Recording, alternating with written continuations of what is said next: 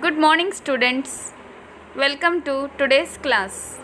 In the previous class, we have discussed about two major parties of China, the Kuomintang Party and the Chinese Communist Party. The Chinese Communist Party founded in 1921 and it was based on the communist ideology. Lenin, a famous leader, established Kuomintang in the year March 1918. This is like a world government which would end exploitation. Children, what is the meaning of exploitation? Exploitation is nothing but rich is always benefiting by the poor people, and they follow the Marxist ideology. That means they believe any revolution can be done by the working class people only. Children, you know the period of World War II, that is from 1939 to 1945. Even before that, all the industrialized countries, they were invading other countries. That means invading means attacking. Like that, Japan invaded China in the year 1937. At that time, the Kuomintang withdrew themselves. That means Kuomintang party can't able to face Japan in the war, and so they had withdrawn themselves. Between 1945 to 1949, prices rose up to 30% per month. That means here, children, why these prices had risen like that? Because of the war.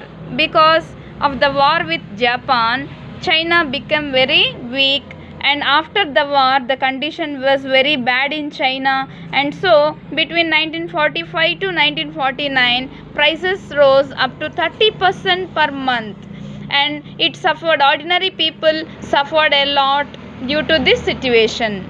Rural China, that means all the villages of China faced two crises. What is the meaning of crisis, children? Here, difficulties. Crisis means difficulties. One is ecological and the other one is socio-economic crisis. Under this ecological crisis, there was a soil exhaustion. That means soil exhaustion means here, because of war, the whole soil got spoiled. That means got polluted and not even good to grow the crops also. And there was a deforestation and many trees were cut down, and even there were floods. Because of that, the environmentally they suffered a lot. Rural China suffered a lot. And also another one is socio-economic crisis. Land tenure systems, that means these people, those who take land for rent and do their cultivation, they had to pay lots of rents to their owners, landowners. And indebtedness, even though the poor people were trying to get some debt from the rich people or other landlords, they were not getting that debt means here some money. Indebtedness, they were not able to get any of the money. Primitive technology means poor technology. They were not using the modernized machines and all in their agriculture and all. Poor communications, no communication facilities. Poor communications. Nowadays we have good communication facilities with the help of mobiles and all, and computers and etc and etc. But at that time there were very poor communications, especially in rural China. Mao Zedong, a famous CCP leader, he emerged as a major CCP leader. He took a different path by concentrating his program on the peasantry. Peasantry means he used landlords, most of the peasants, in his revolutionary program. He organized the Chinese peasants to fight for the abolition of landlordism. Children, he organized all the small peasants together. He gathered them to fight for the abolition of Landlordism. I hope you know what is landlordism. Landlords used to have control over the lands, and they used to make all the small peasants as their slaves. So he tried to abolish the landlordism with the help of these small peasants, Chinese peasants.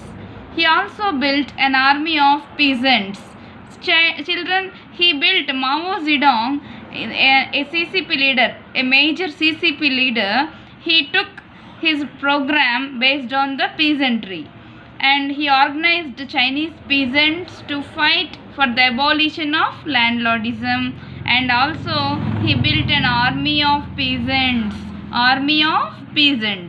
Millions of landless peasants joined the struggle led by CCP. So many of the peasants, some millions of peasants, landless peasants especially, they joined the struggle which was led by the CCP party. His success made the CCP a powerful political party. Because of his success, whose success? Mao Zedong's success, CCP became a powerful political party in China. It ultimately won against the Kuomintang.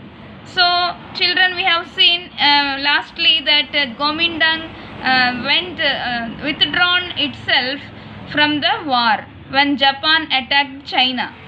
So after that, CCP had become a powerful party. Now it was able to win this Kuomintang party also.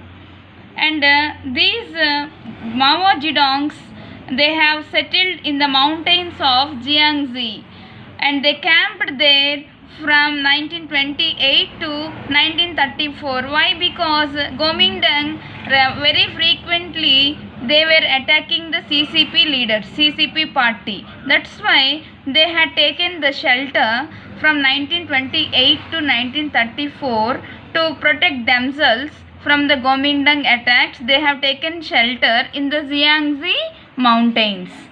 A strong peasants' council, which was called Soviets, a strong peasants' council was organized. This council united through confiscation and redistribution of land of landlords. This strong peasants' council, what they used to do, they were called as Soviets. What they used to do, they used to confiscate the land. Confiscate means forcibly they used to take the land of landlords, and they used to redistribute that land to the landless peasants.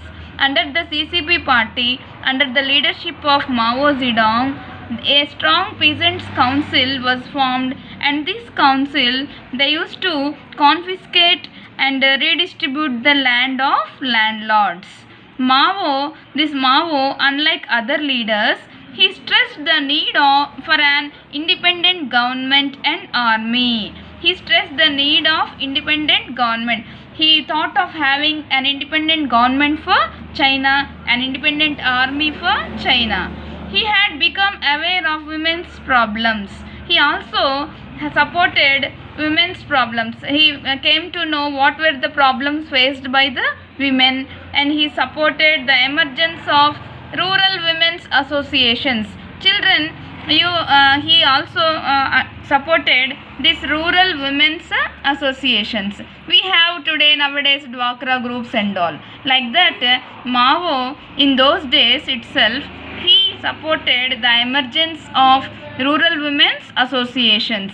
Whereas we have seen in the Kuomintang party, Chiang Kai-shek never encouraged women, and he also thought that women's role is in the household itself, in looking after the household itself.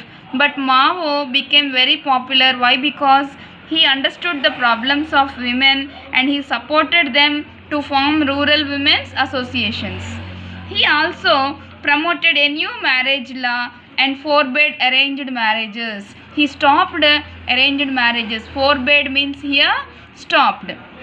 And he brought a new marriage law and stopped the purchase or sale of marriage contracts and simplified divorce.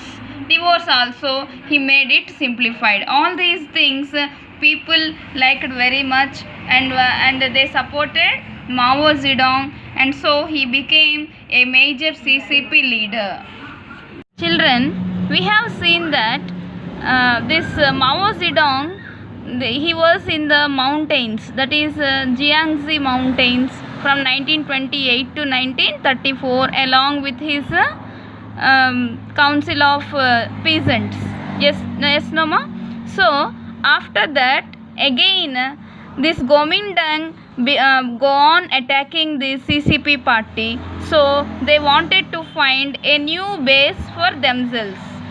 So what happened? They went on a long march, which was a grueling and difficult journey of 6,000 miles to Shanghai.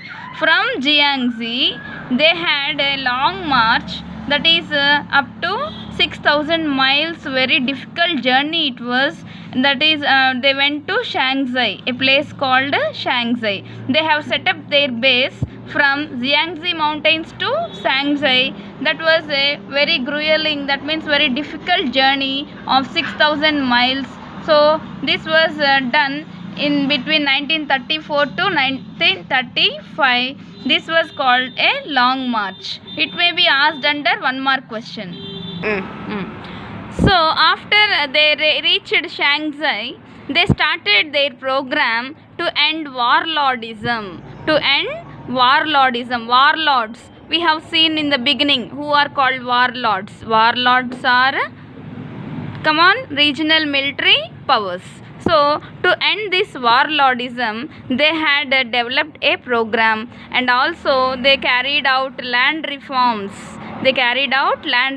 That means taking the lands from the landlords and also distributing those lands to the landless peasants, and fight foreign imperialism. They also were fighting with the foreigners, colonial powers.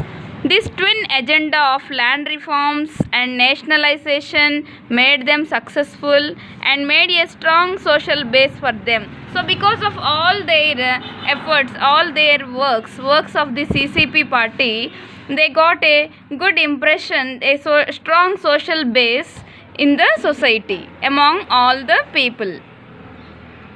Japan attacked and occupied much of China between 1937 and 1945. That means, children, you understand this period is this is the Second World War period. So we have discussed in the May 4th movement that China has done that May 4th movement because they did not get back the territories taken by Japan. You should remember that. And they tried to impose a cruel colonial military rule over China. So this Japan, they tried to impose a cruel colonial military rule. Cruelly, they began to rule Chinese. So this had a disastrous impact on the Chinese society and economy. That means people suffered a lot because of this Japanese rule, Japanese military rule. And also their economy also, Chinese economy was the worst hit when they were under Japanese rule.